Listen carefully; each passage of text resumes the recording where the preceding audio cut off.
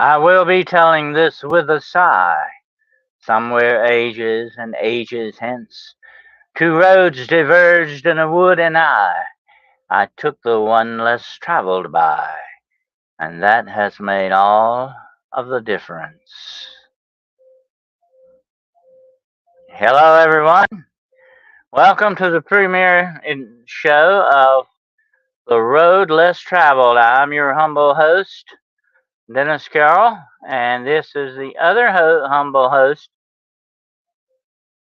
Mr. Gerald Fountain. How you doing tonight, Gerald? Doing good. How are you? All right. Yeah, hope we're gonna have entertain everybody here for a little while. And this is the premiere episode number 1 of The Road Less Traveled. And we're gonna be going down this. I'm gonna tell you what. The road less traveled is where the strange train runs. Okay. And we're gonna be going down a lot of rabbit holes on the road less traveled. And instead of potholes, we're gonna run into rabbit holes. Okay. And Yep. I hope we stay away from the potholes on the road less traveled. But absolutely, we're going to have some fun with this, I think, as time goes on, and all the things we're going to get interested in talking about, and some great discussions that we've got in store for everyone. I want to say hello to everyone out there tonight. Roger Blair, War Criminal, John Fortman, Abbott Hoffman, Shiro, of course. And we're slowly beginning to gather in here. I hope everybody's having a fantastic Memorial Day. Did you have your cookout yet, Gerald? Or you have a cookout for Memorial Day? Actually, yes, we had steaks and potatoes and stuff, but we grilled it inside just because the storm was coming through. Oh yeah, had to eat quick, huh? Yep. Yeah. Were you grilling? Yeah, we had an inside grill, one of those ninja grills that are 3-in-1, and we had steak Oh, and potatoes. oh yeah. Luckily, I've got my grill under the carport. Unless it's the wind blowing rain up there, I'm okay on that. But yeah, we've had a little bit of a stormy time down here today. We were under tornado watch for a little while, and uh, let me get the banner going here so everybody can see that this is just for entertainment purposes. Okay, and uh, I'm not a doctor. I don't even play one on TV. Okay, this is entertainment purposes here, folks. Okay. Anyway, yeah, it's that's typical summertime weather. I think there's a lot of tornadoes and all that. There's been a lot of talk about storms being more severe, but I really haven't seen a lot of evidence on that. I think it just seems like they've got a lot of different terminology for them now too. You got microbursts and all this other stuff, and so it makes them sound worse sometimes than they really are. We've got a lot of storms though that's been rolling through, like a couple in one day and 2 or 3 in a week, and it's just like been nonstop since spring hit. Yeah. Yeah, it seems like the atmosphere is very unsettled. Let's see, we got Aussie Sue in here and a girl in her gong. We're slowly beginning. Oh, the red filled pictures in here. We're slowly beginning to gather in tonight and getting ready to travel down the road less traveled. And we've got some interesting stuff to show you tonight. We've got some stuff to share with you that we think you're going to find very interesting. Yeah, Juno says cloud seeding going on. It would not surprise me a bit. It would not surprise me a bit. I think, that's one of the things that mankind has been trying for, I guess, a long, long time, and that is to manipulate the weather. And that's just more control, folks. That's the way that rolls. But I got some a viewer sent in. Let me get this up here right quick. I've got some some stuff that the viewers sent in. I want to read, start off the show with tonight. Some observations of this person. They want to remain anonymous. Uh, but I've got some interesting observations of this person. Had some strange incidents that happened. And I'll try to get them up here.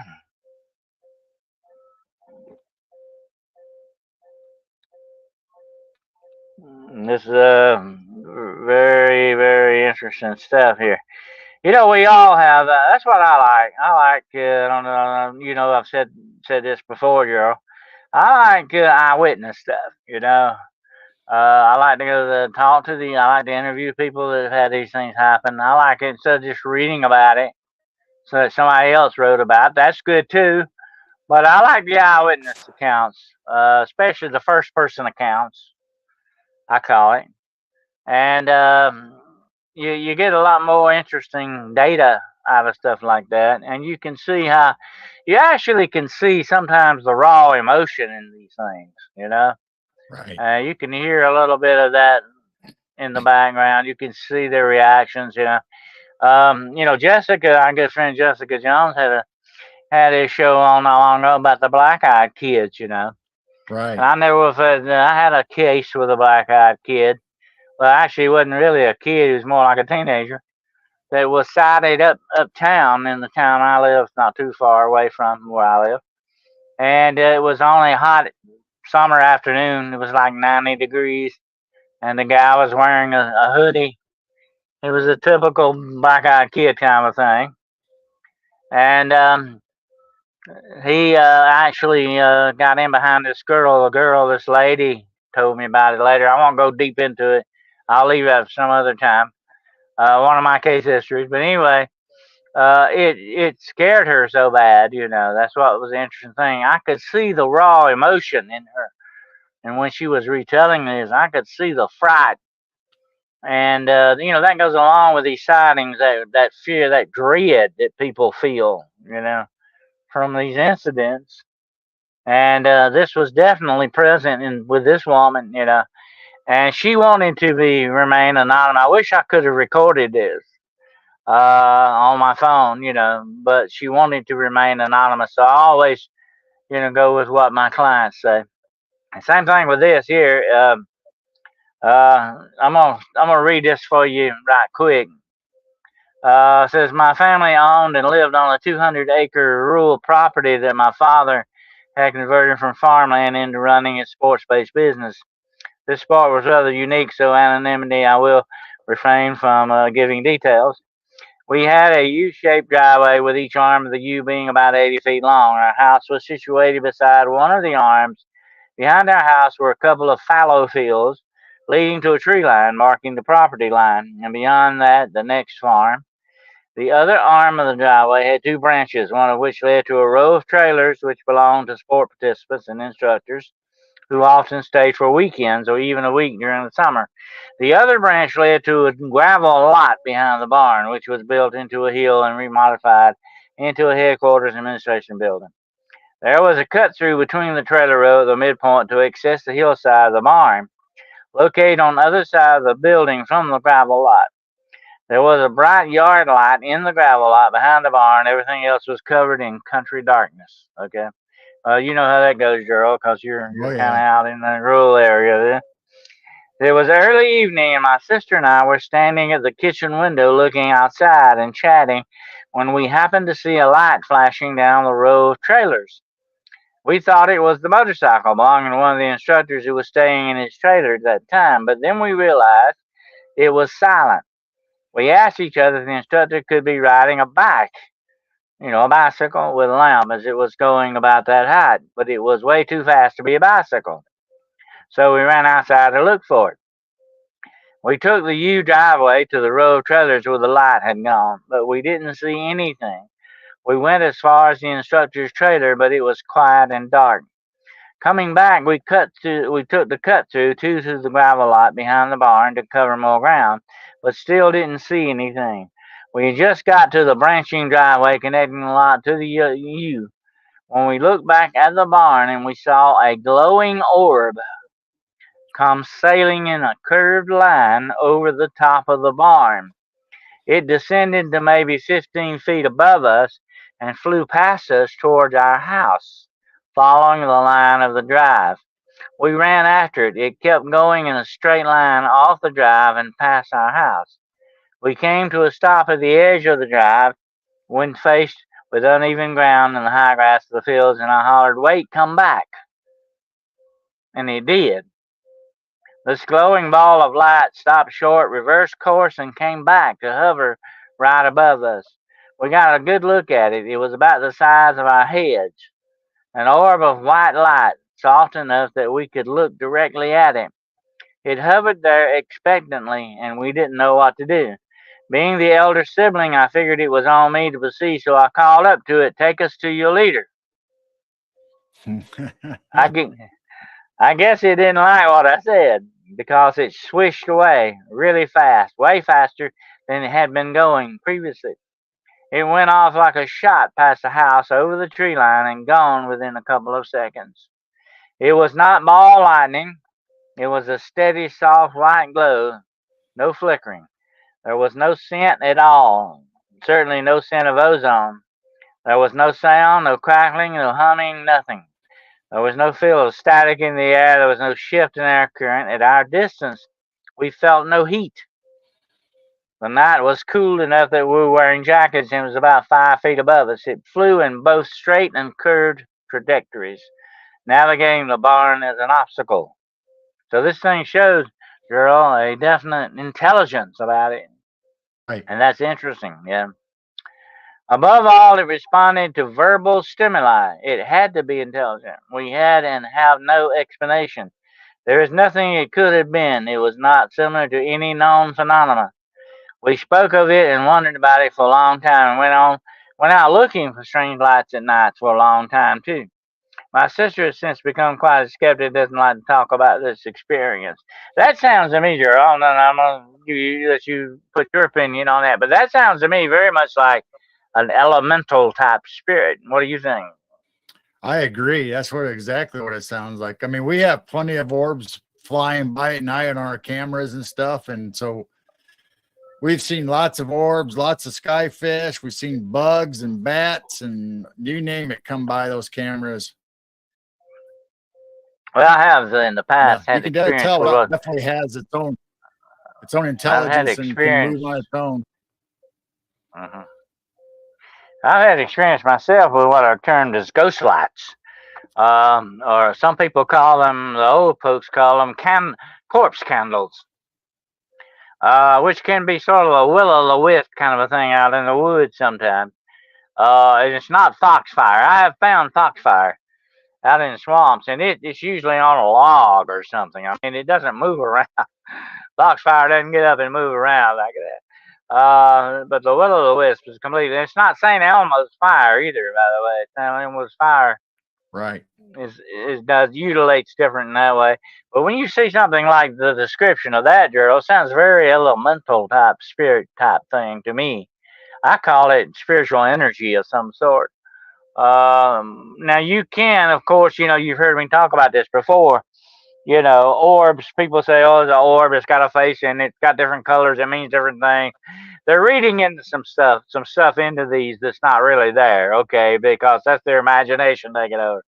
But when you bring me evidence of something like this description here, that this thing moved with an intelligence that even responded to verbal initiative, that tells me that definitely you're dealing with something that has an intellect. Well, they say, and me and Jane talk about this quite a bit. I mean, we believe that some of these orbs might be spirits, it might be elementals. It could be past lives from the Native Americans. It could, who knows what's in these orbs, or I mean, it might even just be a drone or some kind of thing from a UFO. Yeah. And some of this stuff, some of these UFOs, and we're not going to get into that now, that's a show for another time. But some of these UFOs, I think without a doubt, oh, UAPs, as they want to call them nowadays, are without a doubt some type of probes. And that could be what this was too. That's another aspect you got to look at. Since it responded verbally, that's not that far fetched that you could not be dealing with some type of an alien or some kind of otherworldly interdimensional probe of some sort. Right. Yeah, I mean, because we send out probes. Yeah.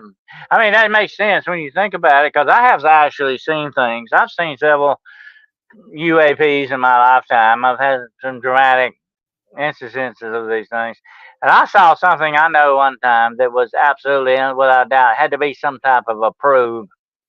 And it makes sense when you think about it. That's what you would send through a dimension or into another realm or whatever. You could Right. send probes to pick up information off of things. That makes perfect sense when you think about it. Star Trek stuff.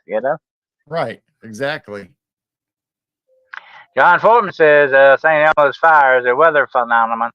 It's atmospheric electrical charge. Yeah. It's very. You have the St. Elmo's fire when there's very large amount of electricity in the air, especially like during a thunderstorm or anything like that. I remember the very famous scene in Moby Dick. You remember that with the old Moby Dick movie where they're on the deck of the ship and St. Elmo's fire starts in the riggings. It's during a storm Right. and it starts moving and you lay in the ribbon. And of course, the men were very superstitious about it. Captain Ahab takes his iron harpoon and holds it up, and the St. Elmo's fire hits that iron, of course, and goes down his arm and lights him up, and that scares all the guys into doing what they want to do. He knew what he was doing with the St. Elmo's fire, though, and that's basically the way that it works. It ionizes in the air. The ionization of electricity in the air. Electricity can do some weird. I don't know about you, Jerome. I have actually seen ball lightning.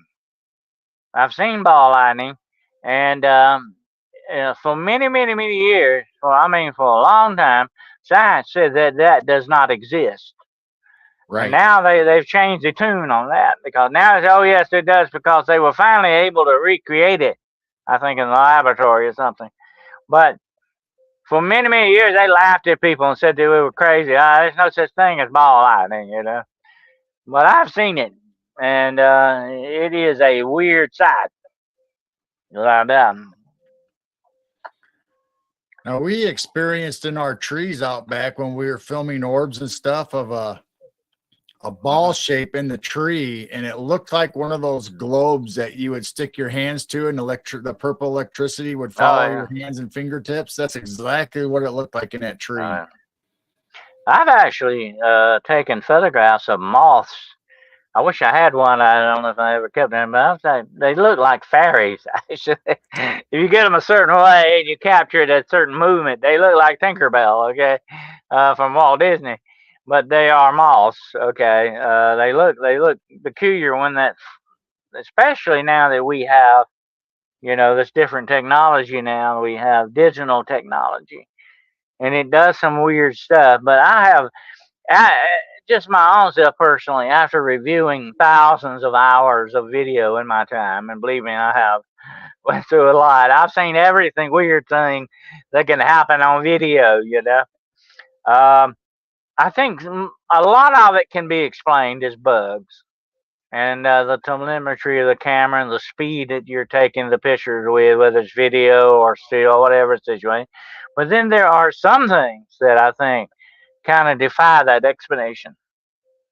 To me, there's a lot of stuff going on up there, and I put a thing on my Facebook the other day about some people thought it was funny, but there are some people that has actually sighted see-through jellyfish in the air, in the Right. atmosphere above us. That's free, and manta rays, see-through manta rays looking things flying through there. And here's what I want to say about that. There are different worlds within inside our worlds, okay? Without a doubt. And I've said this before, there's another world under our feet. There's the world we're existing in right now, top level world. There's another world above us in the atmosphere that we know little about.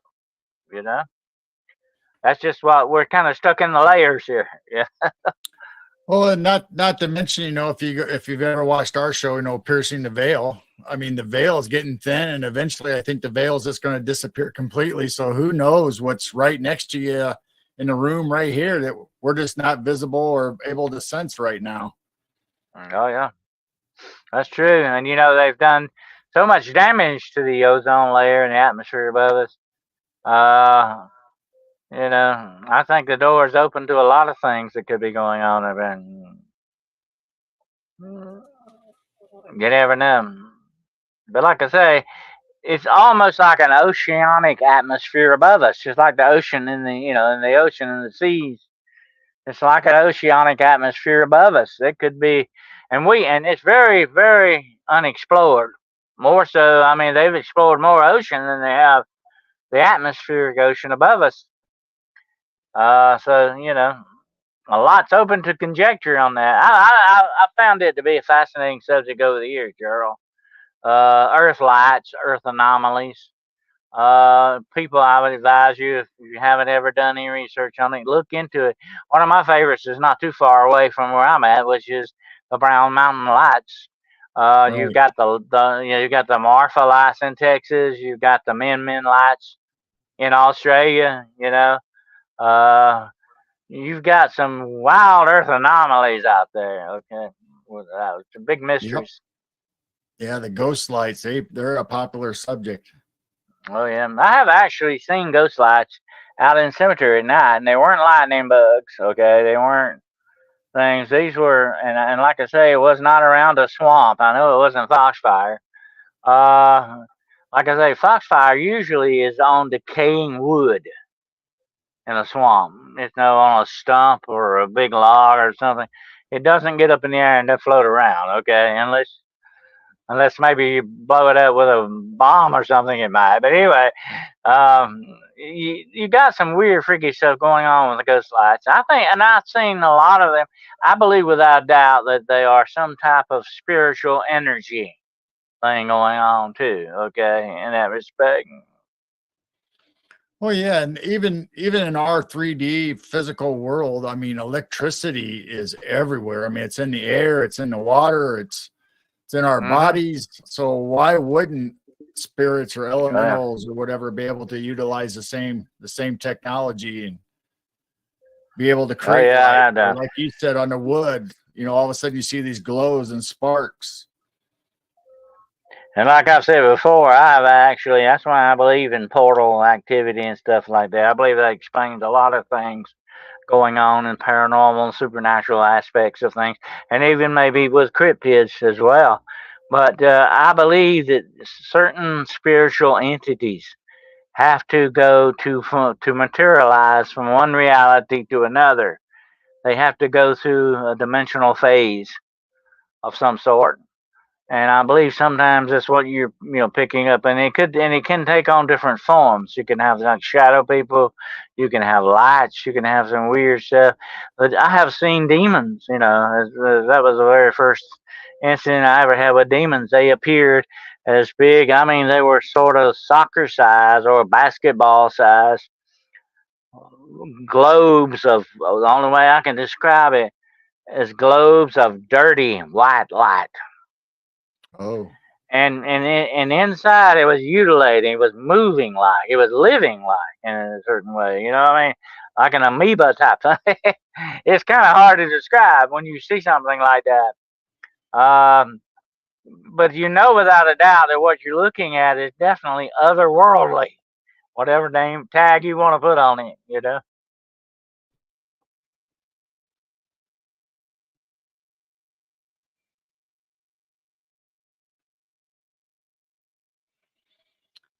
getting quite a few people popping up in chat now. I'm putting this up here about for Memorial Day. Yeah, yeah, I'm on time. I got another little subject we're going to get on before we get into our main subject tonight. But I want to thank my anonymous contributor there for that. And I think they also sent in some more that I will do next time. And she had some more interesting incidents, one involving possible cryptids. So, maybe if I have time tonight, I'll get back into that. We'll see.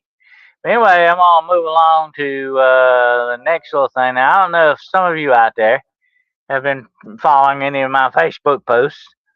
I've posted a Facebook on this very interesting subject we're coming up on now. Let's see. David Pardue says he caught something weird last night using an NV night vision alien. I'm sure. Well, yeah. I hope you got a good shot of it. Some of those night vision cameras will let you take a picture. Um, so a few days ago here in mid-Michigan woods, I took a photo of a huge tree twist along a dirt road. No wind, no storm, all everything could.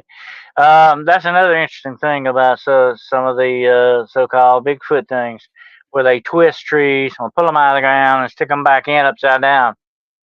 I think what you're dealing with a lot of times, and I've run into that in the forest, you're dealing, I think, with some kind of language. I believe. I believe they're leaving some of this stuff as symbols, warnings, or whatever it is. I believe it's something that other Bigfoot. It's got a thing between the Bigfoot. They're communicating with each other using these kind of signs. And I have gone along trails where I have found rock formations. I mean, talking about rocks that have been put there that, and mostly there was no human activity around it. Okay, it should not have been there. I won't get into that now. That's another story for another time. But there's some freaky stuff going on out in the woods. But here's what bugs me about it. Most of the time, people that go out in the woods miss all this stuff. They're all looking around, they miss the good stuff here, Um, and I think I could tell everybody out there, please keep observe everything, that's what you got to do. See, he says, I sent it to Jessica Jones. She can forward it to you, Dennis. So, okay. All right. That's good. I'd like to see it. Definitely. But anyway, people missing the good stuff here. Look for everything out of place. Look for something weird and unusual that shouldn't be there. I have even found piles of leaves that were not supposed to be there, of the certain trees that they were on that were not supposed to be in that place. So I believe that they're talking to each other using nature sometimes. But I mean, if you see something that can pull a tree up by the roots and stick it back in the ground, I don't think you want to run into that guy real quick. Right. Have close. Exactly. But the Bigfoot I saw, Gerald, actually, he and I made eye contact, and I think I probably scared the poor guy to death. I'm not sure.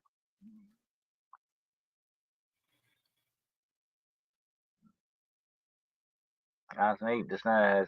Dennis, can you tell us how to submit stories? Oh, okay. If you want to submit stories, you can submit them to my website. Gerald will give you his email too. You can send it to either one of us. You can send it to my website, DennisWCarroll.com. I've got a section on there that you can contact me with, and you can put your sightings in that, and it will email it to me. But I think, Gerald, you want to tell them what your email is if they want to Yeah, send it to you. We're the same on all socials as Midwest Night Watchers at gmail.com. So you can find us on YouTube and Rumble and Facebook. We have a group there, so you can let us know in our groups or just send us an email. So if any of you out there want to send us any of your sightings, any of your photos, feel free to do so. Okay, we're not going to charge you a dime for it. All right, Drew? That's right. Yep, it's free, folks. Okay, but send it. Please do that. We like to hear. We like the eyewitness stuff, eyewitness first account stuff, and please do that. And we will retain your anonymity if that's what you wish. And who knows, you may end up in one of my future books. You never know. Okay. There you go. I have done that. I had a woman that sent me an account where it's in my book, The Road Unseen. She sent me an account of a thing that happened here. I said, well, I'm going to put that in my book. She said, feel free to do it. So It's in my book, so don't think you won't end up. I'm in other. I'm in one of Nick Redfern's books, by the way, folks. I don't know if you know that or not. He talks about me in one of his books, and it was about the Men in Black, by the way. And so I'll be happy to put you in the book. I can do it anonymously, of course. I always do, but we like to hear that. We want your observations, or even if you got a theory on something, whatever you Right. want to put in it. Yeah, Yeah. feel free to do so. Spread those stories around. That's right. You remember, Gerald knows what I'm about to say, and I've said it many times in the past. I'm an old man, so I get to repeat myself. Okay. Uh, Gerald's not old. I'm old. Okay. But anyway, um, no story should ever be no story should ever be lost to history, and that includes your story. Okay. Absolutely. So anyway, I'm gonna get into. Let me go over here to the pictures for a minute, and this right here, folks, is an island off of the coast of Italy. I think the name is Arius. And it has a unique history. It's a fort, but it's also an old convent. And on this convent was a nunnery. That's where the nuns hang out. And the nuns were the Poor Sisters of Clare. Okay, that was their classification. And here's the interesting thing about the Poor Sisters of Clare. When you died as a nun, they would not bury you. They would put you in one. So wait a minute, that's not the one here. Hold on a minute.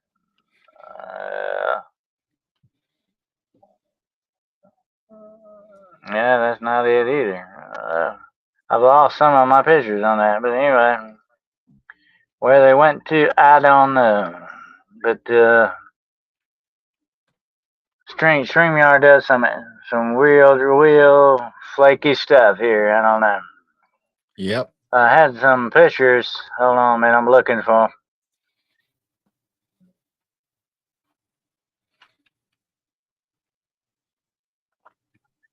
I still got yours. I got the only guns I got is the one of the island. But anyway, I'll show it to you on the phone. On the phone here. Hold on a minute. I'll just show you one picture right quick. Anyway, when you die, they put you in one of these death chairs and let you decompose. And there's a good many death chairs in the tomb that they go in. And I want to show you a picture of one of them here right quick.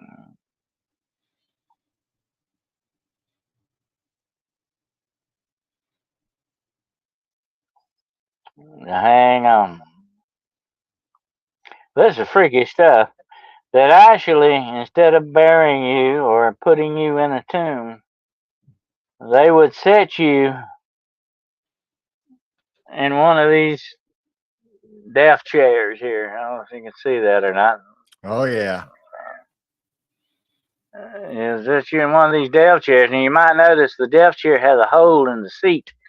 That's where the body fluids would run as you slowly decomposed in these things. And then after you decomposed and became nothing but bones, they would take your bones and put you in an ossuary. That's what's called an ossuary. It's a bone box. That's what that means. But here's the weird thing about it. The sisters would go in there every day and pray around these decomposing bodies was not healthy. Okay. Some of them got even sick from doing that. But that was just the way they had their nunnery set up. So they left you sitting up in these stone chairs to decompose. Ever how long that took. That Weird reminds stuff. Huh? me of the civilization that would bring out their dead loved ones and dress them up in everyday outfits. Like if the mother or grandmother was cooking, they would stand her up in the kitchen with an apron on and stuff. And grandpa would be sitting at the table with a cup of tea or in the rocker. And every year they'd bring them back out of the the cemetery and set them up like they were still living. Yeah. So even these sisters, here's the interesting things that even the nuns in this nunnery did not rest even after death. They were still venerated. They still joined in the prayer. But all the sisters would get together with their dead nuns and pray with them. That's very strange stuff. But anyway, that's life in a nunnery, folks. Okay, especially if you belong to the poor St. Clair, the sisters of the poor St. Clair. Anyway, that was off the coast. So you can still go there today. And you still see this. The nunnery is shut down now. There's no convent there, but the remains are. You can go there and see the death chairs still sitting there. Freaky stuff. Imagine the smell in the choir in the chair room. Oh yeah. Well, like I say, it was very unhealthy atmosphere. A lot of them got sick from it and all that. Can you not understand why? Of course, that's a bad situation to be in. But now, a lot of the Native American tribes did that same thing with and there are different cultures all over the world that actually put the dead on ramps or high up so that the uh, birds could take care of what they need to take care of. They didn't, you always think about a lot of times they would burn. The Vikings would do that. They'd burn the ship with it. But Right. a lot of times you didn't burn anybody. It takes a big, let me tell you this, okay? In a crematorium, they don't even burn you up completely. Even human bones can pass through horrendous fires. They have to actually take mallets and break those bones up and pulverize them to make ashes to put in the urn, okay? Because even the bones can survive these fires. It takes a tremendously hot fire to absolutely completely obliterate somebody, and that's what's so interesting about those strange cases of human spontaneous human combustion. To burn a body up completely like that, Right. that's fantastic. And here's the interesting thing about it: the fire that horrendous, and it doesn't even burn anything up around it. Uh, you're talking about some freaky stuff going on there. Absolutely. Hello, Cryptid Huntress. Good to have you here tonight, dear. And anyway, the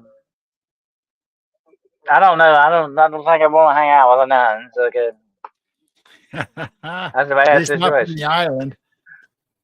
Yeah, stay away from the sisters of the poor Claire. Okay. But anyway, that's interesting. Definitely. Uh, I actually, I don't know if I ever told you this, Gerald. Actually, one time I actually got to sit in an electric chair. It had been Oh, used too. It had been used too, by the way. That's a freaky feeling. That's it. That is a death chair too. Okay. Um, did you know that even that fire, they had to cut your hair. They had to shave your head to put the cap on you. The cap was still on this thing. I mean, I didn't put it on my head, by the way. Okay. they didn't I strap didn't you get in. that freaky. Okay. Uh, hey, nobody hit the switch while I'm sitting here. Okay. But the cap comes down over your head. That's where most of the electrical parts come through the knee, the legs, and the arms, and then through the head. Right. And they had to take all your hair off because your hair would catch on fire. And I think a lot of times they took the clothes off and all that because you could go up in flames. You know, weird stuff. I know it's very macabre type stuff, but anyway, that is some stuff that goes on. Okay, folks, put a wet sponge inside. Yeah, yeah. Sitting there, yeah. I actually, it's from a museum. I said, okay, I got to sit in this chair. Okay, so I sat down and I think I was about maybe 18 years old, something like that. And I asked, I said, how many people actually left this world in this chair? And they said around 19 people or something like Jessica said that. her great uncle had an electric chair in the basement of his old historical haunted house. Oh yeah. The cryptid hunter says my great uncle had a electric chair in the basement of his old historical haunted house. Yeah, I think, yeah. There are still a few around. This came out of a museum. It might have been your uncle's, Jessica. it was actually sitting in a I'll tell you where it was at. It was in a bar. Okay, now, I was not in there bar drinking. Okay, I was 18 years old, but I went in there for something. I forget now what it was. It was a bar though, and this guy had actually got this supposedly from a museum or somewhere, or something like that. I don't Aussie know. C says she sat in an electric chair. Yeah. What was Grandpa Monster had one to sit in. Remember that? Remember Grandpa Monster? Yep.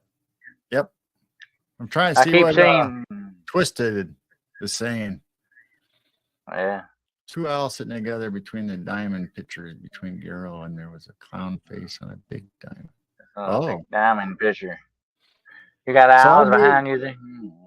Me and James streaming on a computer, so I got a new computer set up. And so I came back into the old room and we were first seeing stuff floating out of the gun picture and those tapestries and the clock. We'd see little things float out of the wall. Well, you were on the show that one day with William when we were doing Saturday and Sunday mornings when it first started happening. Roger Blair says that, let's see. The cryptids, I knew someone that had a coffin in their living room. I've heard of people actually making coffee tables out of coffins, Joe.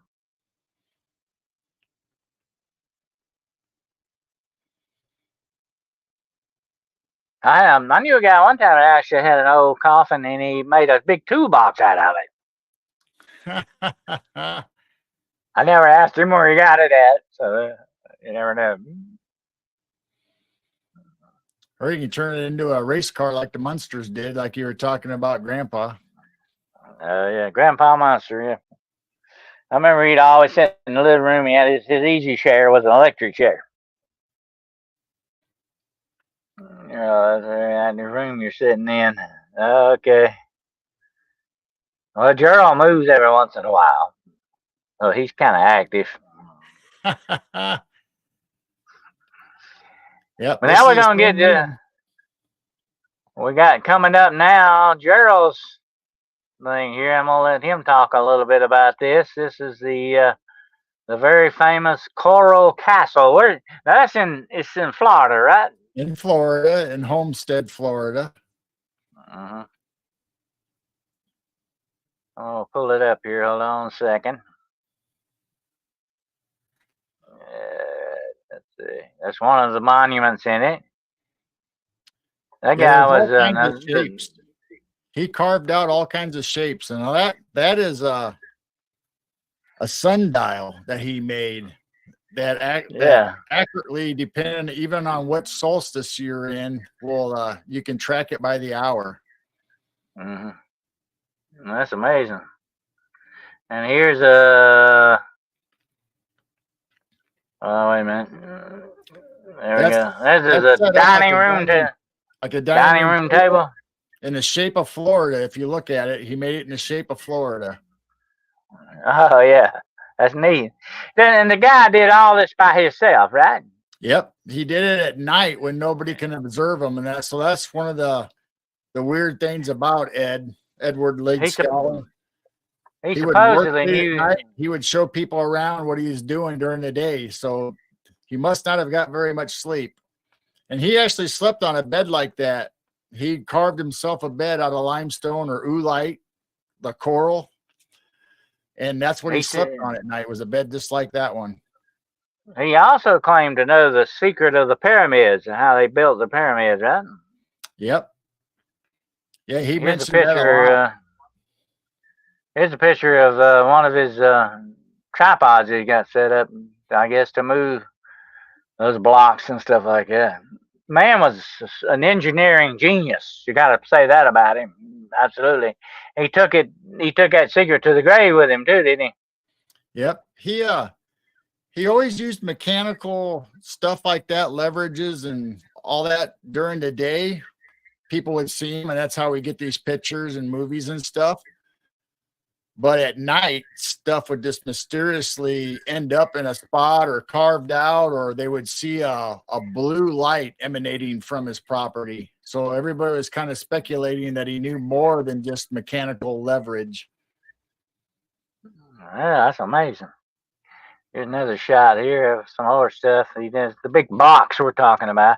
I think Well, that's a that's the rocking chair up on top, isn't it? No, that rocking rocking chair. chair, you can sit in it. You can just use your weight to go back and forth. You didn't have to use your legs, and it rocked that easy. And it would never tip over front ways or back ways. And look at that block, the size of that main block. Oh, that thing has to be tons. It has to weigh tons, 2 or 3 tons probably. Yep. How could he? How can you move a block by yourself? Look at it; it's put up on blocks too, by the way. By Yep. yourself, moving tons of stuff like that. That is amazing. And that's the other thing they talked about. There was no drag marks, no nothing. So how did he move? Even if you were using levers and That's something pulleys else. and dragging, That looks like a birdhouse made up on top of it. that is actually one of 2 towers. And that's like that one's 28 tons, they said, they estimated. And that circle in the hole lines up perfectly with the North Star. And the other tower has a hole in it that you'd look through that would go right into that hole, into the North Star. So he was always plotting stars and looking.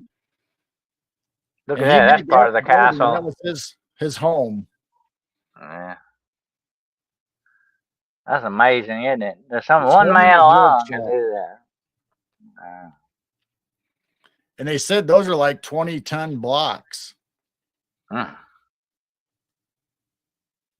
he said he knew the secret. Definitely, he knew something, didn't he? That's another. Yep. That's sort of a color shot of it there. That's beautiful, isn't it? Yep. And he had the blocks lined up just like they talk about the ancient civilizations where you couldn't get pieces of paper in between the crevices. Well, that's what was. I was on the show not long ago. They're talking about some of these blocks, Gerald, you see in these temples, like the Aztec Mayan temples, or even the Egyptian pyramids, stuff like that, are fit together so well you can't even put a piece of paper in between them. I mean, it's amazing the precision of these things. That's another little tower like there, keyhole tower they call them, I think. Yep. Yeah, that's nothing else. There's no telling how 20 foot tall or something. Yeah, they're huge. And that right there. Now that's the door, right? That you can open and close with just your finger. Yep. And it's like a 20-ton door. And it's on it has a swivel on the bottom and ball bearings basically on the bottom and top, and you could push it with your finger and open it, and it would actually spin more than once you got the momentum going. That's something else. Huh? There's a little bit closer shot of it. Yeah, I've heard a lot about that door. Like you can just move it very easily.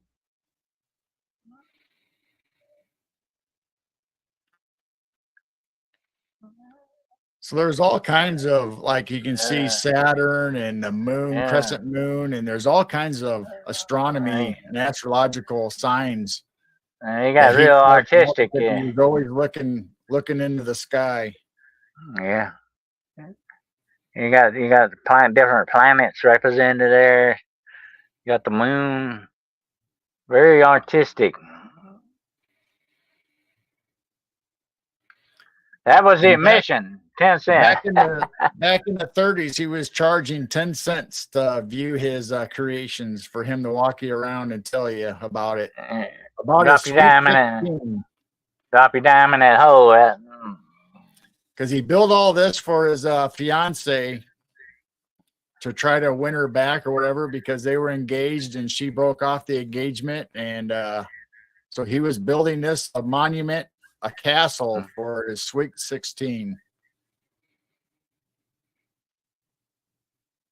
So that's how the door looks now. Oh yeah, Since then. they had to keep people from messing with it. I think. Well, it started to mess up and not turn quite as easy, so they were keeping people away from it because obviously Ed left. You know, he died and took the secrets with him, so nobody was there to maintain it or know how it works. Well, girl, it's a shame too that you've got some people out there they want to destroy stuff like this, like what they did with the Georgia Guidestones and other monuments and stuff around the country, national natural formations. Some people just want to go out of the way to destroy stuff. So you can't. You really got to be careful nowadays with vandals doing stuff. That's a little bit closer shot of the castle Yep. uh, entrance there. And I think this is the stone he's lying under, is it not? Yep, and people talk about that, and I don't know if there's a plaque there or not, but they said this is the lightest stone that Ed could never lift. Edward Leeds Leeds Yep. Callan. Yeah. So he was born And in 1887, and that's a, lot, yeah, that, yeah, that's a picture of him there. He's a skinny little guy too. I mean, yeah, he was just barely over 5 feet, and he was barely 100 pounds. So that was another part about the mystery of him on how he was able, even with chains and hoists. You know, how did this little guy able to lift all this? And that's the and thrones that he made for him, his fiance when he was going to become his wife, and their child. So he planned ahead for the seats in their yeah, castle. that's amazing. And that's a little bit showing of the sundial, giving you the time there. Yep. We got a couple of little videos here. Let's play one right quick on this, and we got a couple of them. That's him, a little shot of him in his younger days there, I think. And another video here shows that door moving. Look how easy that thing swings out. Yep. That's a little child moving that. Little child down it, yeah. That's amazing.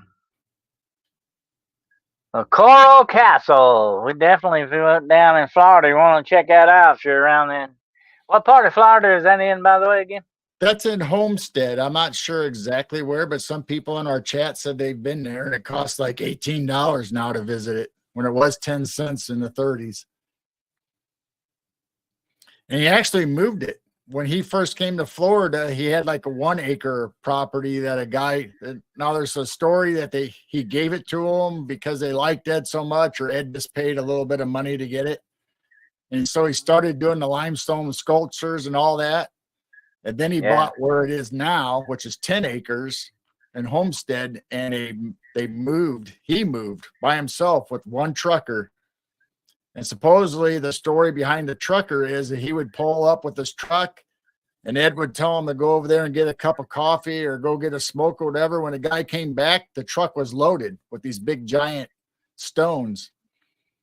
And the guy never heard a noise, never saw how he did it. He just knows it was loaded. And the same thing happened when they got to the other property. The guy would walk away and come back and it was unloaded.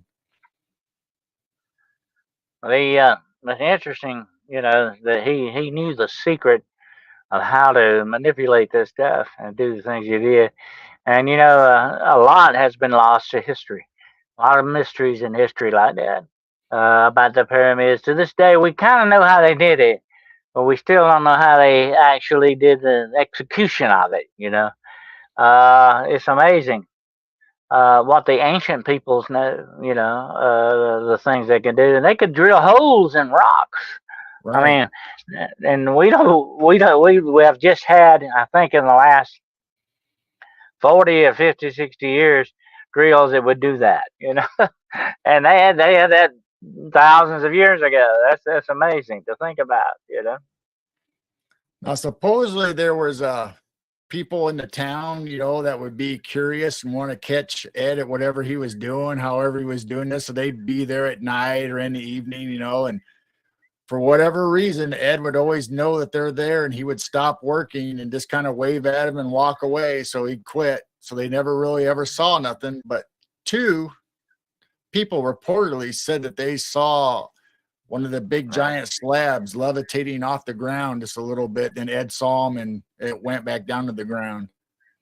Now, whether that's true or not, I don't know. That's just one of the stories that I read and saw.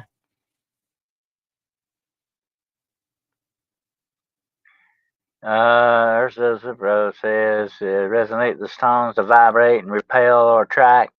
There is an energy in magnetism too, like that. And if you could also discover how the gravitational pull on things like that, you could manipulate them too. Uh, I'll tell you this for everybody out there: the older you get, the more you will find out just how gravity works in this world. It starts pushing down on you when you get older. Um, but if you could learn how to manipulate gravity, that would be a real big bonus for everybody, definitely. And some of I, these people, I think, you were on to secrets and certain things that they could do that we unfortunately don't have today. That they knew a lot of this stuff. Like I say, it's kind of like what the Bible says, Gerald. If you think it's something new, no, it's of olden times before. There is no new thing under the sun. You go back in time to the days of history, days of long ago, people knew a lot more than we give them credit for, okay? They were smarter than we are in many ways because I think they were more closer to the earth and to nature and the natural order of things. I think I sent you some pictures of his workplace, his workshop that was in the same house, that big giant building that he lived in. He lived in it and he had his workshop in there. So I don't know if you have those or not. I think I sent them to you. He lived his work, didn't he? Yes, he did.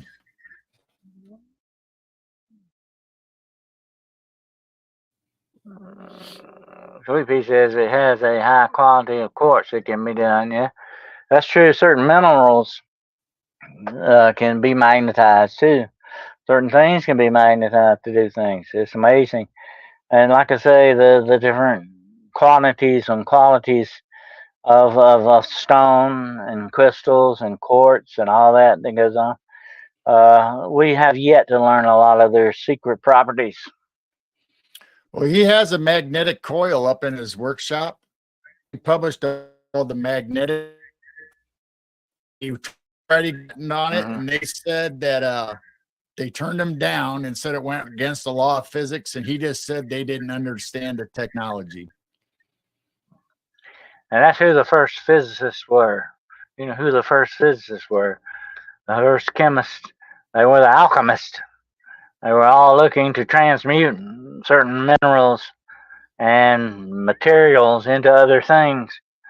That's where actual science began with alchemy. That's why I say today we have a new alchemy uh, in cloning and AI and all this other stuff is sort of like a new alchemy with a newer dark science. I call it dark science. I'm not talking about the quantum physics darkness. Okay, I'm Right. talking about it's a dark science itself. I think we have a lot of that going on. It's I says fun fact. It's been discovered that supercooled helium exhibits anti-gravity properties that are close to having true anti-gravity. I've heard of that. They have been trying to seek that. And of course, they're looking for cold fusion or room temperature fusion, you might say. That would be if we could harness something like that, Gerald, without a doubt, we would have unlimited power. Right. We don't, your batteries now are nothing compared to that. Batteries and battery power and all that, it would much be a whole lot better energy in some ways. It would not be a byproduct from it. And, all the batteries end up in the dump and it's leaching out into the land, messing up nature, messing the earth up itself. If we could go batteryless, we would be a whole lot better off. So if you look at the pictures I sent you of his workshop, there's a magnetic looking coil kind of thing, and they said a bright blue light, almost like lightning, would come out of his building and his property late at night. But Ed didn't have any electricity ran to his property. Hmm. Yeah, that's true. He did say that he knew the secret of the pyramids. He knew how they did that. Uh, and I think the Mayans and the Aztecs knew a little bit about that too in some ways. Uh, like I say, the ancient peoples, they knew a lot more than we give them credit for. Absolutely. We think we're so smart. We're very arrogant nowadays, you know.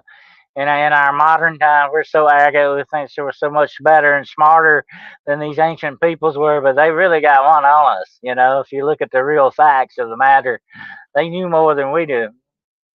Well, look at the electric car. I mean, we had electric cars back in the 1800s, Oh and now yeah, all of a that was sudden you think that's new one technology. one of the first cars made was electric, by the way. But they haven't perfected that. See, I'll tell you why. Because they got stuck on petrol, you know, petroleum products and all that. They made a big business out of it. That's where the money was, and that's why it's always focused on that instead of where it should have been all along. But you know, you and I both sure have heard the rumors of people who have invented carburetors that could get you 500 miles to a gallon.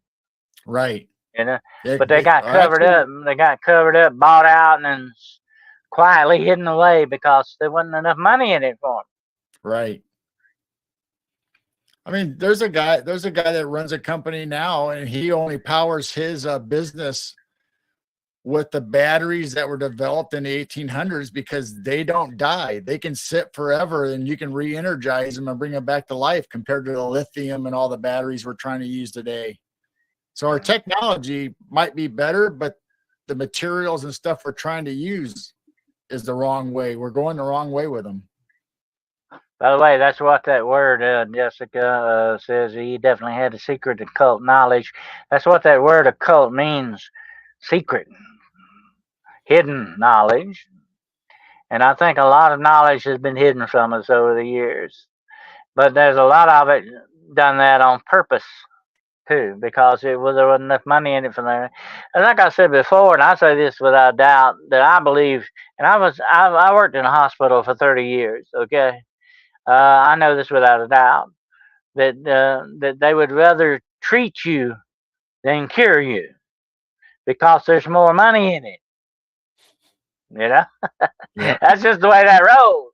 That's the way that goes, and that's the way it goes with the gasoline industry. There's more money in it that way. You know, um, I don't know. It's just it all comes down to the big business, and that's the powers that be. That's why we call them the powers that be. They run the whole shebang. They run the whole show, and they got it the way they want it to go. That's why we've all heard the stories about Tesla, who was a brilliant one of the most brilliant men who ever lived.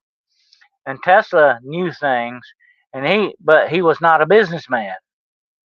That's why they were able to take and steal Tesla's stuff and all that. Alexander Graham Bell and Edison would not go in business with him because he was not a businessman.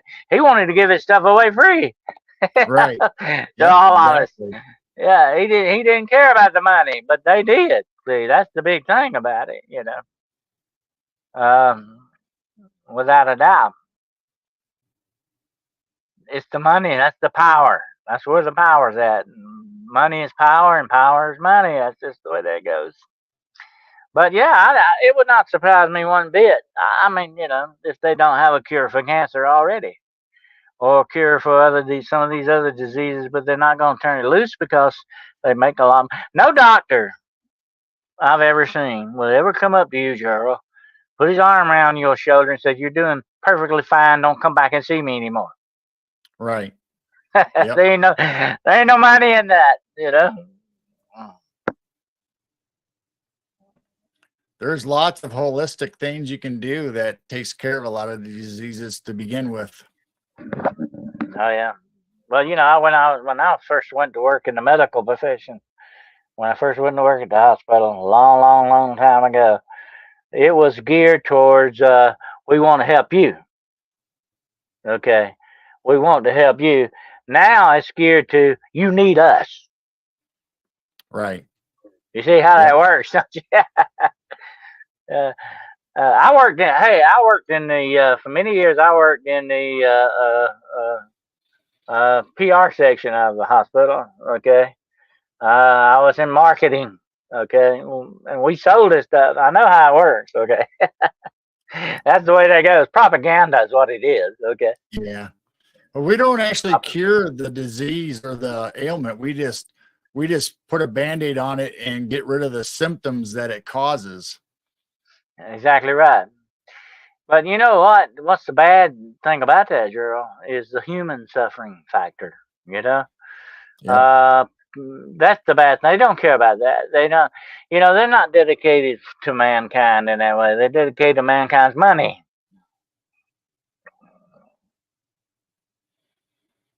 John Thornton says healthcare should be more focused on preventive diet and lifestyle.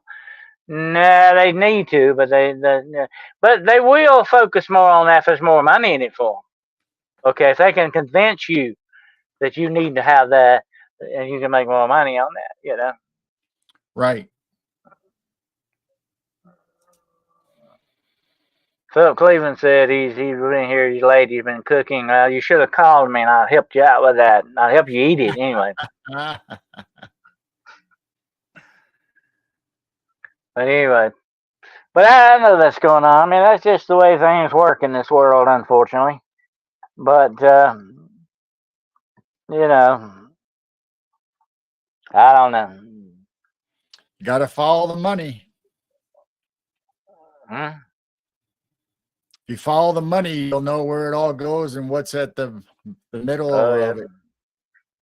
Oh yeah. That's the way it goes. Definitely. Absolutely. What's some of the things you got planned on your show this week, sir?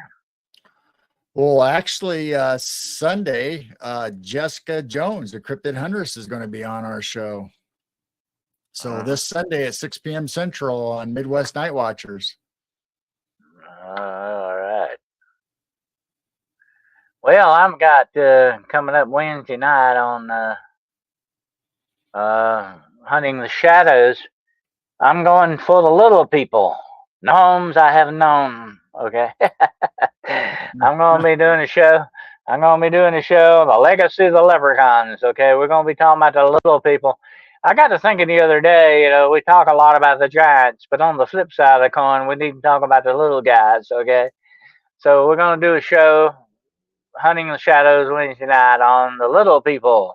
They're all over the world, okay? Everywhere you go, you got little people. And I Yeah. want to thank all the little people, too, by the way. Because really, we're just the middlemen. Yeah. And then Friday on Paranormal Point of View, I'm going to have a special episode on taking back control and breaking curses. Oh. You don't want to miss this one. It's going to be a really good show, folks. How to take back control and break the curses. And I think we got a curse problem going on here. Absolutely. Yeah. Everybody needs to pay attention to that. Yeah. Well, I've had a lot of people approaching me lately wanting to know about how to break curses, what to do about them. I think a lot of cursing's going on here, and I'm not talking about talking here either. I think there's a lot of the hexing going on here, definitely. And that's what it says. It's been like that for so long, all around money. It's not even real currency, it's just a concept and agreement. Absolutely. No, it's a form of power and control. That's what it is. Yep. Girl Lagon says, get your power back. Yep. Definitely going to go into that, Girl Lagon. We're going to talk about how to get control back from the darkness. Okay? The darkness is trying to override your control in this life. And I'm going to be talking about how to get your control back from the darkness and break the curses that they want to put on you. Okay? And you do not want to miss this show. Okay? Because it's going to be very spiritual. Spiritual warfare stuff here, okay? There you go. You don't want to miss that.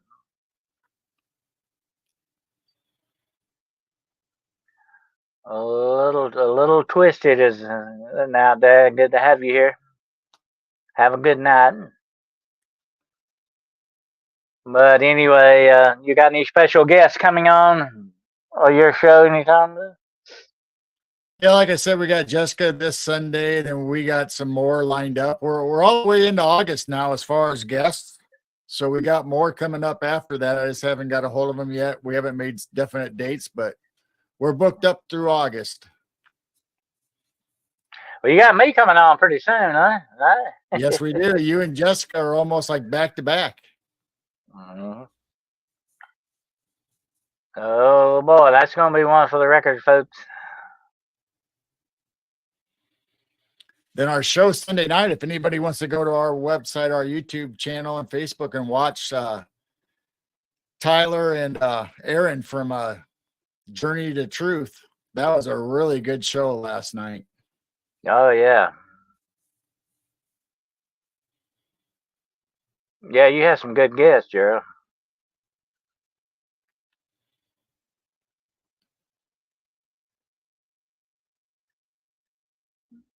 Let's see what we got here. It says I have to fall in line with Powers else operations easy like John Rivers could speak her mind. So even money sometimes doesn't matter. Oh yeah, that's true. Yeah, Joan, she suffered a rare health incident in a dentist of all places, and there's speculation that there was some stuff going on there that shouldn't have happened. That she should have never died from a dentist operation. I'm gonna have to gotta line up a few more guests there, John Fortman. Absolutely. I'm gonna get Jessica on my show one night. That's gonna be one for the record books too. This way, I'm gonna get her on the show one night, and uh, might have old Joe Barry Littleton back for part two. Oh yeah, We might get back on Doctor Who there for a while. there you go. But I'm gonna start actively looking for some people. I'm gonna have a Red Pill preacher on one night too. This guy, he knows a lot about the cults, the satanic cults and stuff like that. I'm gonna get him on here very very soon, and we're gonna pick his mind and see what he's got to say. There you go. That'd be a good show. Yeah.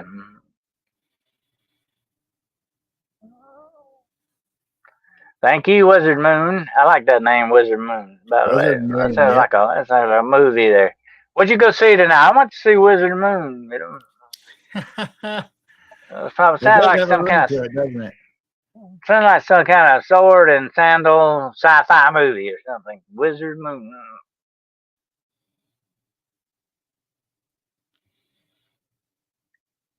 Well, I think what do you think about our first show here, Gerald? It's a little rough. It's always rough starting out, you know.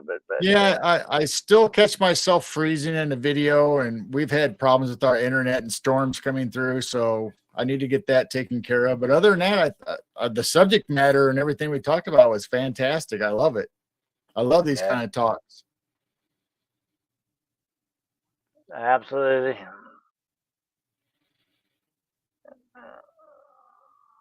Let's see. Let's see. Checking out some of the comments here. Yeah, it's all well. When you first start out, it's always a little weird. You got to get your niche going there, you know. Got to get in your niche when you get the show started. But I think we'll do all right with it. We're going to get on very many varied subjects. And there's a lot of strange stuff out there to talk about, no doubt about it. But, here's another thing I was telling somebody the other day, you know. What really bugs me, you got so many conspiracy theorists going out there, and it's really depressing. I mean, some of this stuff is far out, way out. Got some really weird people backing some of this stuff up. I'm kind of tired of that myself. I don't know how you feel about it, girl, but I'm kind of, it's kind of been, I think, overdone too much. You know what I mean? Well, it does, when you find out some things are false or it's just made up, then that just brings you down. But, there's a lot of theories you got to pay attention because a lot of stuff they call conspiracy end up being true. So, I mean, that's where the excitement is. Mm-hmm. Well, here's the thing about it, Gerald. I think is okay. There's a lot of truth in some of these conspiracy theories, but that doesn't make the whole conspiracy theory true. You know what I'm saying? Right. There may be a little truth, and that's what you got to look for. And that's why I tell people You don't want to keep passing around and embellishing rumors, half truths, and absolute misinformation. And I think the government, here's what gets me about this, Gerald, okay, and we won't get into this tonight, but I think the government's got a big hand in instituting conspiracy theories so that they can weaponize it against people. You know, Yeah. I think a lot of that's going on because they will not hesitate to try to ruin you or me or anybody else doing the podcast as conspiracy theory nuts. You know, discount you very quickly that way because they weaponize us. If we know the government is good at weaponizing whatever it wants to weaponize, and it's definitely misinformation is one of their big weapons. Yep. But it's a double-edged knife. It cuts both ways.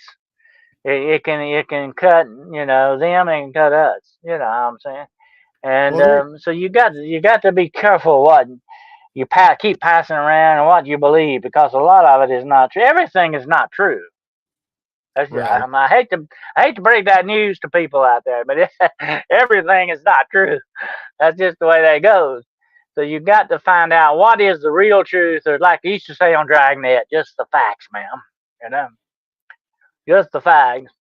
That's what you got to look for. That tells you a much better story than just keep passing around the rumors and untruths about this and about that all the time, on and on and on. I want to find out what the real truth is, don't you, Joe? Right.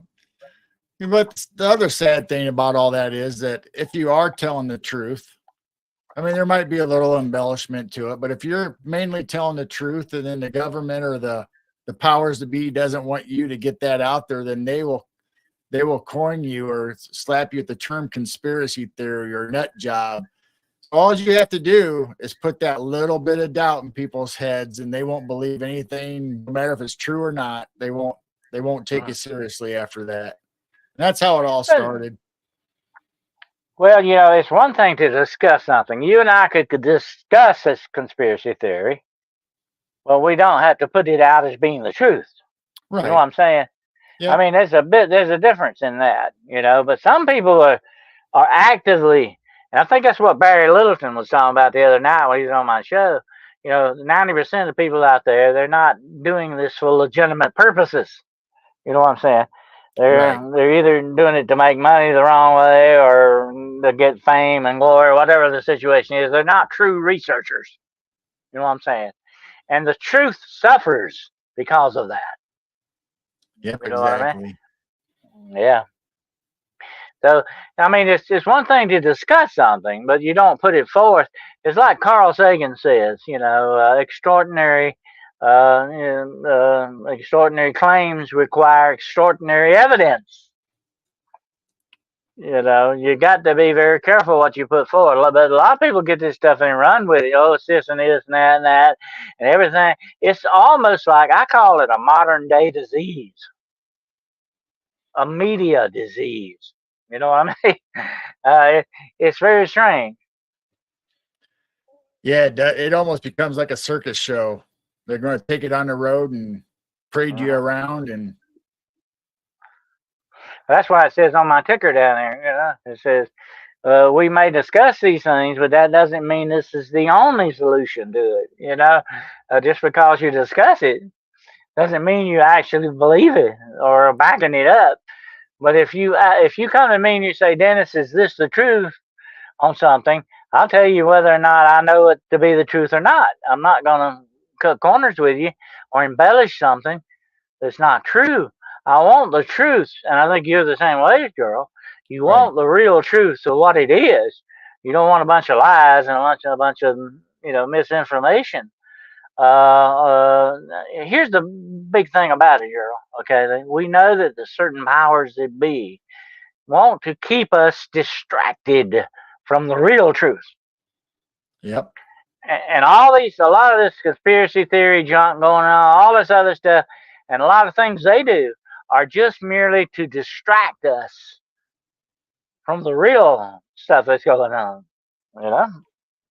Yep. It's just like the Wizard of Oz. Don't pay any attention to the man behind the curtain moving the Yeah. levers and pulling the strings. Toto was smart though. He Yep. pulled on that curtain. Yeah. I'll So say be like Toto. Toto in the whole movie, the only person that had really any sense at all was Toto. By the way, folks, okay, he was the real hero of the story. Okay, he showed it Miss Gulch what to do, didn't he? Okay. Right, Anyway, exactly. but that's the way that goes. But yeah, we got to be careful. I mean, let's talk about the truth and not, a lot of supposition and all that. You can discuss things the right way. There's a right way and a wrong way to do everything. And you can discuss it the right way, the wrong way. But there's a lot of people out there, and I know there's out. They're getting on podcasts and they're telling nothing but stories of imagination. Come on now, I went to Mars, I went to Venus, and I did all this. And I mean, come on, where's your proof? Yeah, I mean, a lot of this stuff is some people, and if they believe this, then they've got some bad mental problems going on here. Okay, some of this stuff is just so far out and outlandish. It would make great science fiction stories, but that's it. As a writer, I know where the line of fabrication and imagination are. Okay, folks, you got to be very careful with that line. But some of this stuff is out there, people are selling. Come on now, we're not. We're as my grandmother would say, we didn't fall off the turnip wagon yesterday. You know, Right. uh, come on, they're insulting our intelligence. Okay, that's one thing. I don't know about you, Gerald, but that's one thing you don't do to me. You do not insult this boy's intelligence. Okay, that's just that don't go good with me. You don't insult my intelligence. But some people are taking this bunch of this stuff for fact when there's absolutely no evidence to back it up. That's wrong. I don't care which way you look at it. But I Yeah, I have mean, been, it's a fine line, though. I mean, uh, but I have been in certain circumstances. So I there's like lots with of stuff Bigfoot that and I Dog might not Man. necessarily. I mean, I can say, here's what I can say. Here's what I've had somebody ask me the other day. Do you believe in Dog Man? I can't tell you for sure 100% because I haven't run into him face to face with him. When I do, I'll let you know if I live through the experience. Right. But I have seen evidence with my own eyes of what possibly could be that. And so that's what I will tell you. I have seen evidence. I've heard eyewitness accounts of what other people have said. Leads me to believe that it may be the case. But I can't tell you 100% true that it is because I haven't experienced it myself. Just then. But I can tell you right now, sitting here tonight, I know Bigfoot exists because, like I said, we made eye contact. I saw him. Right. I was not hallucinating. I was not mentally ill. I was not on drugs. I was not drinking. I don't know. I mean, I was in my right mind. I saw him. I know. So that concludes that for me. I know without doubt it exists. I know it's real. And so here's the other flip side of the coin. When you do have that paranormal experience, or that UFO sighting, or that Bigfoot sighting, whatever the case is, you got to ask yourself this one important question: what else is out there? If this is real, what else is out there? And Right. that's the question. That's the question that's haunted me all these years. That's the one. That's the one I wanted to find out. What else is real? What else is out there? See, and that's what opens the door for me is that, once you start having these experiences, what else is out there? And it's just like you're experiencing seeing Bigfoot. Well, how do you convince somebody or tell somebody that you saw Bigfoot that doesn't believe in it? So it goes back to your previous statement about some things might not be real. Well, how do we know they're not real? Just because I haven't experienced it doesn't mean that it hasn't happened to somebody else. So I tend to be more believing until they prove me wrong, I guess. Well, I'm gonna tell you what, Gerald. If I end up on a secret moon base, I'm gonna come back with some video, okay, buddy? I'm gonna come back with some evidence, or I'm not coming back at all. I probably wouldn't come. I probably wouldn't come back at all. Okay, they probably, hey, we gotta kill this. We gotta get rid of this guy. Okay, he's not gonna. He's not gonna let us get away with it. But I'm gonna say this: if it is that kind of a secret is out there, why hasn't somebody really truly exposed it before now? Somebody would have the guts to get us some real video, some real evidence on it. Where are they at? If I get exposed to that, they're gonna have to kill this old boy. Okay, they're gonna have to do away with me because I'm gonna come out with the evidence. Come hell or Well, high water, that's just gonna way it's gonna go. You know. maybe that's what happened to the other people that were there. Yeah. either they call them conspiracy or not quite all there, or maybe they got eliminated somehow. Yeah. Well, they could have been. I don't know. That's a I possibility. don't know either. That's what Yeah. I'm saying. It's all speculation. I mean, what? Somebody, well, see, that's the thing about it. When you do your research, you go down the rabbit holes, and one rabbit hole leads to another. Like I say, when you get in the rabbit hole, you're gonna find out there's a whole network of rabbit holes here. But you got to start trying to trace exactly where that come from and why that's been said. Okay, that's how you do research, investigative research. There's a big difference, Gerald, between investigative research and just regular research. Okay, take our friend Jessica Jones. She is an investigative researcher. She goes out in the woods and looks for it. Okay, that's investigative. You go out and you actively look for it. Research means just reading a book. Okay, Right. research means I read the book or I looked at the website. Okay, that's research. There's nothing wrong with that. But that's not investigative research. There's a big difference. So when you get into investigative research, you start trying to trace your sources down. Where did this come from? Who said this? Why did they say it? And why? You just gotta start looking for the sources of the information. Just like a journalist. When I was taught journalism many years ago, I was going to be a journalist, and I changed my mind on it. But true journalism, you don't see real journalists anymore. Okay, true Right. journalism, you protect your source. You got to go to the sources to get the story. You don't just sit there and write the story. A lot of them do that nowadays. They write their opinion into it. That's not journalism. Real journalism means you go to the source and get the information. That's what it means. Right. So, like say, if tonight somebody told me, well, there's a guy named Gerald Fountain, and he says he's got Bigfoot in his barn. I'm not going to call your cousin of your cousin of your cousin and ask about it. I'm going to call you and say, Gerald Fountain, if you got Bigfoot in your barn, okay, that's what I'm going to find out. I'm going to the source. That's what you got to do when you're a journalist. You're supposed to do it, but a Right. lot of them never do that. I don't know where some of these journalists get their journalist license at. I don't know. Well, they're bought Cracker out by Jacks. big corporations, and they're pushing the Cracker Jacks. agenda now instead of the actual news. Yeah. Yeah. But anyway, that's what you got to do. That's my rant for the night. But anyway, that's what you got to do when you investigate research. You can't, if you just come up to me and say, hey, I got took to a moon base, or I landed on a base on Mars, I'm going to say, show me your proof. I got to have some proof here. You know, show me, give me some evidence. I mean, it's all fine and dandy. I want to hear your story, but now you need to back that story up. That's just me, okay? Yep. But I guess it makes for good podcasting. I guess. Something to talk about anyway. Yeah.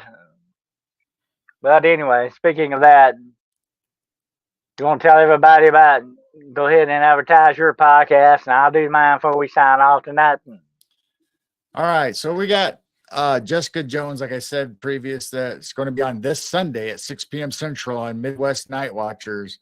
And we got plenty of guests coming up all the way to August. And if you want to go back to our previous shows, we have lots of guests that we've already interviewed. And the last one this last Sunday, last night, was Journey to Truth with Aaron and Tyler, and it was a fantastic show. And we have on our YouTube channel lots of videos that we've caught with our security cameras, and you leave us comments and tell us what you see in our videos that we've been posting, because some of them we're not really quite sure what everything is. All right, that sounds good. Like I said, my other show will be Hunting the Shadows Wednesday night. We're going to be talking about the little people, okay? In every culture worldwide, you have stories of the little people. So we're going to get into that Wednesday night, 9 o'clock p.m. Eastern Standard Time on Hunting the Shadows YouTube channel. And then Friday night is going to be a special episode of Paranormal Point of View at 9 o'clock. New time now. All these shows are 9 o'clock p.m. Eastern Standard Time now, folks, okay? So Friday night, Paranormal Point of View, 9 o'clock p.m. Eastern Standard Time on Hunting the Shadows podcast channel. And you want to tune in for that. We're going to have a special episode, Taking Back Control and Breaking Curses. Okay, you don't want to miss this one, believe me. This is going to be some interesting spiritual warfare going on here. And we got a lot of this going on nowadays, so we're gonna have a good show about that. And I'm only just a few subscribers away from 700. So please, people, subscribe. Okay, we're getting there. There you Okay, go. please do that. Please subscribe to Gerald's channel too. And that makes us happy when you subscribe. So you want to keep me and Gerald happy, okay? All right.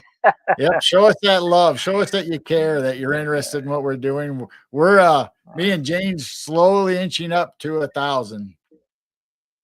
There you go. All right. Well, it's a long haul, but you get there sooner or later.